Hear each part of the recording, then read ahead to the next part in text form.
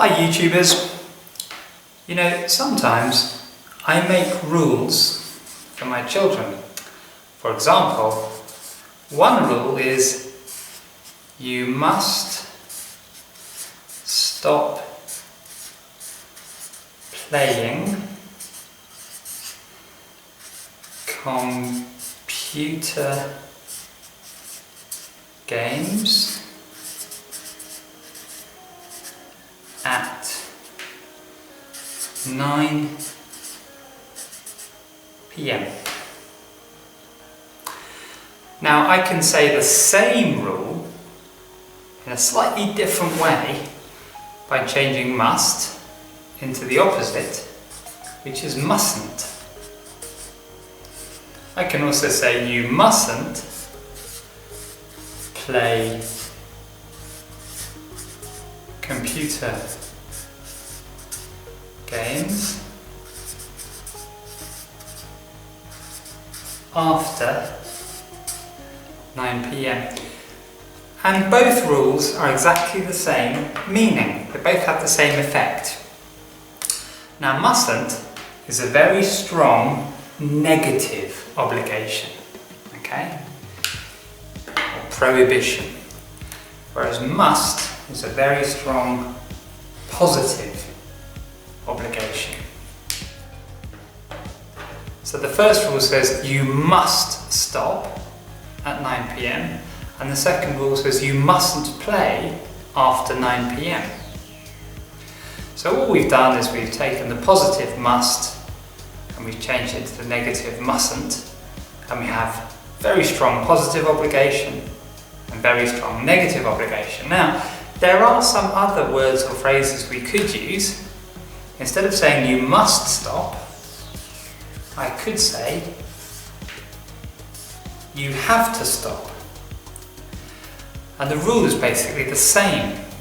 The meaning doesn't change. Have to and must are both very strong positive obligation. Now what's the negative form of have to? Well, the negative form of have to is like this.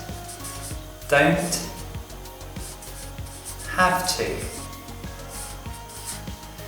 But now we have a problem. If I say you don't have to play computer games after 9 p.m, it doesn't mean the same as mustn't. It's changed the meaning. So it's not possible to use don't have to in the same place as mustn't. I could use another modal verb. I could say can't. I could say you can't play computer games after 9 p.m. and that's okay. That has the same basic meaning as mustn't.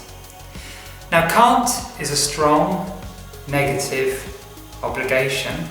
What's the opposite of can't? Well, it's can.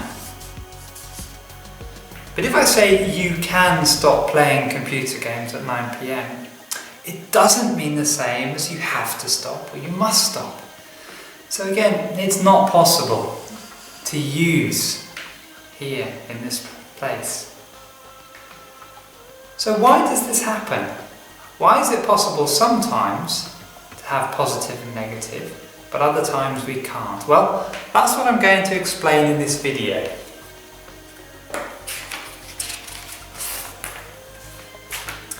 To do that, first I'm going to have to draw 3 characters. Here we go.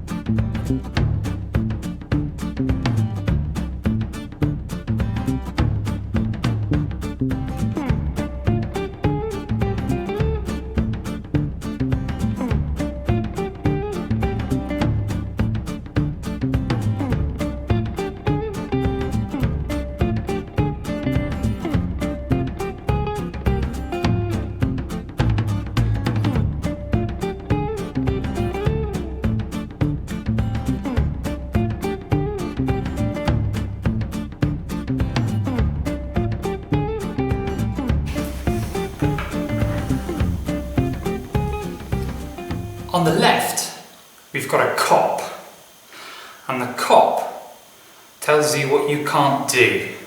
A cop tells you to stop. Okay? So the cop represents strong negative obligation. So this side is negative and the cop is at the end, he's very strong. In the middle we have a hippie. As we all know, hippies represent freedom. No rules, man. So in the middle we're going to have a 0 to show that there's no obligation. 0 obligation. On the right, we've got my dad. And my dad, to me, represents very strong, positive obligation. He knows about life and he can tell me what to do. So which modal verbs do we associate with the cop, the hippie and my dad? Well, let's start on the left with the cop. It's a little bit like me making some rules for my children. When I said to them, for example, you mustn't play computer games after 9 p.m. And I could equally say, you can't play computer games after 9 p.m. Okay? So that's my very strong negative obligation. Or I could be like my dad, and I could say the opposite of mustn't is must. You must stop playing computer games at 9 p.m. Or do you remember the other alternative we had was have to. You have to stop playing computer games at 9 p.m.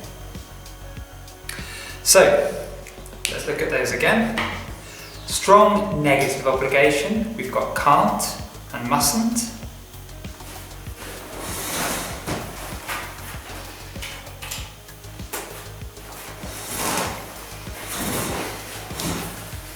And strong positive obligation, we've got have to and must. So what does the hippie represent? Well, with the hippie there are no rules, you're free. And those were the other two words that we couldn't use in our sentences before. So the hippie says, you can do whatever you want. You don't have to stop if you don't want to. You're free, man. So the problem we had before, if we look at the other sentences,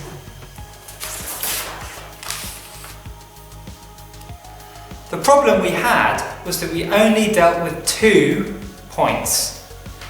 We had strong positive obligation and strong negative obligation. But that doesn't apply to can and don't have to.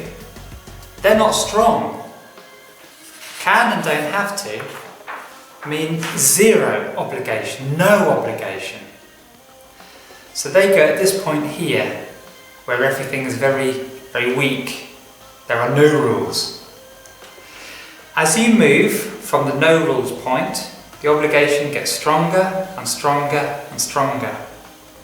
Until on the negative side, you have can't and mustn't, and on the positive side, you have to and must. So, that's how to organise those 8 modal verbs or modal type expressions. But you know what? There are 2 more modal verbs that we can add here.